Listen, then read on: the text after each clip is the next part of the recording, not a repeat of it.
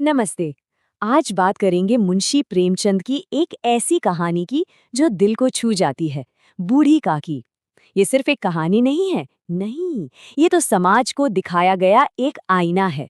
एक ऐसा आईना जो हमें रुककर अपनी ही संवेदनाओं के बारे में सोचने पर मजबूर कर देता है। प्रेमचंद ना कहानी की शुरुआत ही एक बहुत गहरे सवाल से करते हैं। सोचिए जरा, जब बुढ़ापे में शरीर साथ छोड़ देता है, आंखें धुंधला जाती हैं, कान ठीक से सुन नहीं पाते, तो क्या इंसान की इच्छाएं, उसकी भूख वो भी मर जाती है, या फिर वो आत्मा के किसी कोने में जिंदा रहती है?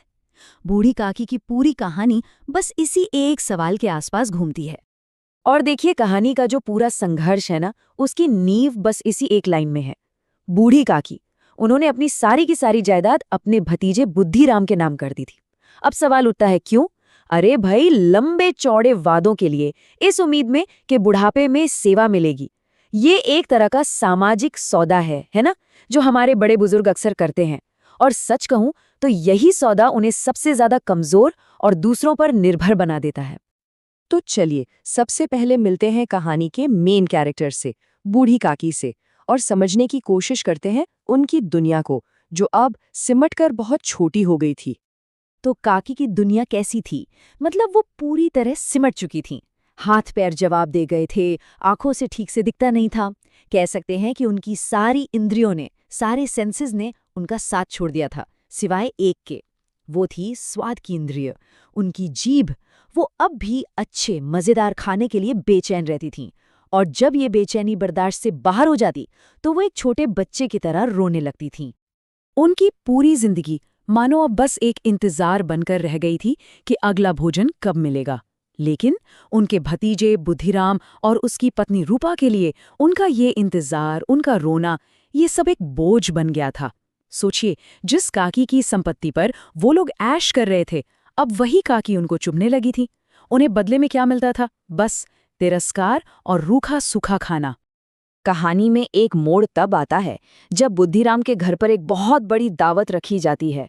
और यही दावत काकी के लिए पहले तो उम्मीद की एक किरण बनती है, लेकिन फिर गहरे अंधेरे की वजह भी बन जाती है। कल्पना कीजिए जरा, पूरा घर घी और मसालों की भीनी भीनी खुशबू से महक रहा है। कढ़ाई में गर्मा गर्म पूड़ियां और कचौड़ियां तलने की वो छन छन की आवाजें आ रही हैं। अब ये जो खुशबू थी ना, ये काकी की कल्पना को जैसे पंख लगा रही थी। उनकी आंखों के सामने बस पूड़ियों की तस्वीरें नाच रही थीं, और एक एक पल का इंतजार उन पर बहुत भारी पड़ रहा था। और पता है, ये जो सीन है, ये कहानी के कॉन्फ्लिक्ट को, उस द्वंद्व को दिखाता है। सोचिए, एक तरफ तो जश्न का माहौल है, पकवानों की खुशबू है, और दूसरी तरफ अपनी अंधेरी कोठरी में भूख से तड़पती हुई काकी। उनके लिए ये महक कोई जश्न का बुलावा नहीं थी। नहीं, ये तो एक तरह की क्रूर यातना थी। और बस यहीं से काकी की वो छोटी सी उम्मीदों का महल था ना, वो ढह जाता है। जब भूख का, सब्र का बांध टूटता है, तो कहानी अपने सबसे सबसे दिल दहला देने वाले मोड़ पर पहुंचती है। आखिरकार काकी से रहा नहीं गया। वो अपनी कोठरी से बाहर निकलीं और एक छोटे बच्चे की तरह जमीन पर रेंगती हुई सीधा उस कड़ाही के पास पहुंच गईं, जहां गर्मा गर्म पूड़ियां बन रही थीं। ये सिर्फ उनकी भूख नहीं थी, नहीं, ये उनकी बेबसी और लाचारी की इंतहा थी। और ठीक ठीक उसी वक्त वहां रूपा आ जाती है।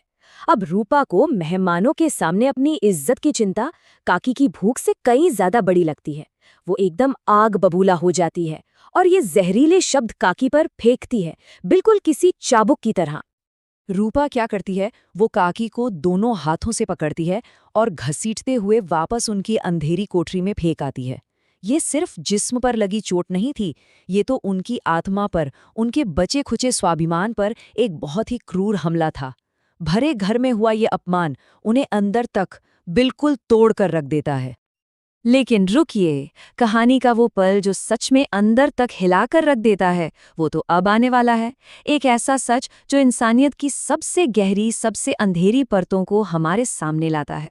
दावत खत्म हो गई, मेहमान खा पीकर चले गए, घर वालों ने भी पेट भर के खाया, सब कुछ हो गया। लेकिन इस जश्न और खुशियों के शोर में हर कोई उस एक इंसान को भूल गया जिसे खाने की सबसे सबसे ज्यादा जरूरत थी, बूढ़ी काकी को। किसी ने नहीं पूछा। फिर आधी रात को जब रूपा की नींद खुली तो उसने जो देखा वो किसी का भी दिल चीर कर रख दे। बूढ़ी काकी मेहमानों के फेंके हुए झूठे पत्तलों के ढेर के पास बैठी थीं और उन पत्तलों से पूड़ियों के बचे खुचे टुकड़े उठा उठाकर खा रही थीं। सोचिए, भूख ने एक इंसान को किस हद तक गिरा दिया था।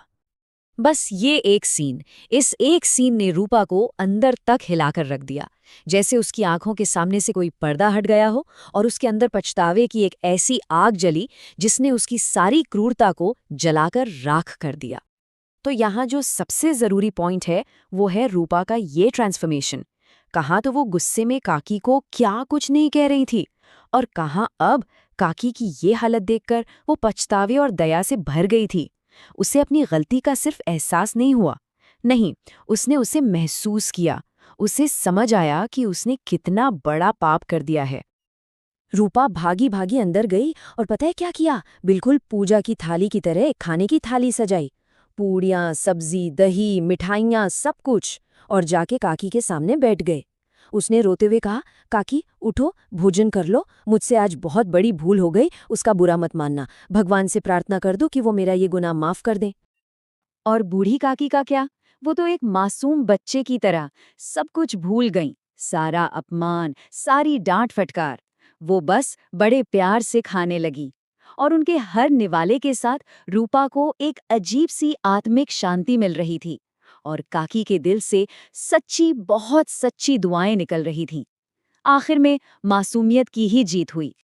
तो ये कहानी हमें इसी एक सवाल के साथ छोड़ जाती है कि क्या हम उन लोगों की इमोशनल ज़रूरतों को, उनकी भावनाओं को समझ पा रहे हैं, जिनकी संपत्ति और जिनकी पूरी जिंदगी हम पर कुर्बान हो गई? बूढ़ी काकी की ये कहानी हमें बार बार याद दिलाती है कि बुढ़ापा सिर्फ शरीर का नहीं होता, और सच्ची सेवा वो सिर्फ पैसों से नहीं होती, बल्कि सम्मान और हमदर्दी से होती है।